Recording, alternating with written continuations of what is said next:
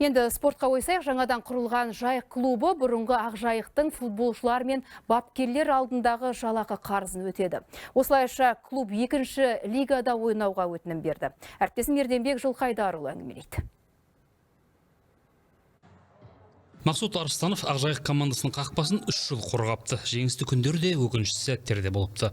Ал соңғы жыл оның есінде қиындықтармен ғана қалған екен. 10 ай бойы жалақы алмай, жаттығудан кейін көлігімен жолаушы тасып күн көріпті.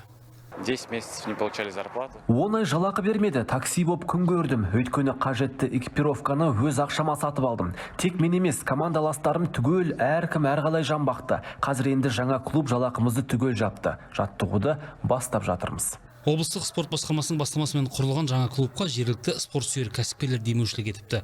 Олар ойыншылар мен бапкерлердің еңбек инспекциясы арқылы дәлелденген 65 миллион теңге қарызын түгел өтепті. Тағы 15 миллион теңгені 2-ші лигада ойнауға лицензия алу үшін Қазақстан футбол федерациясына төлеген екен.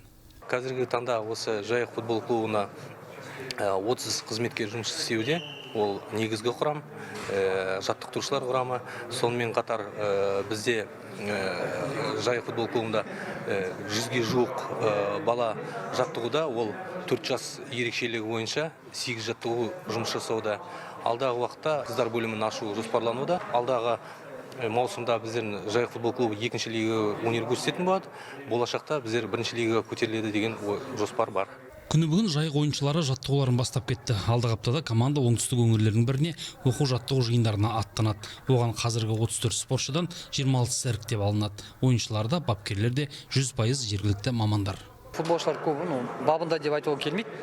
Елігінде енді минуста жүк деп айтуымыз керек. Енді сол банағыдай жақсы физикалық формаға, психологический жағдайымызды түзеу үшін бізге дайындық керек. Енді бастап жатырмыз. Кеш болса да біз енді қолымызды сүрінде отырған жоқпыз.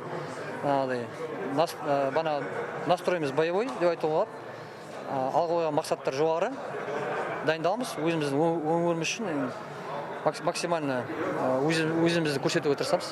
Жайық футбол клубының биылғы жылдық бюджеті 400 миллион теңгені құрамақ. Команда лицензия алғаннан кейін осынша қаржыны облыс қазынасынан қарау жоспарланған. Орал қаласынан Ерденбек Жылқайдарұлы, Қалыбек Ақырап, Элдар Аюпов, 24 KZ.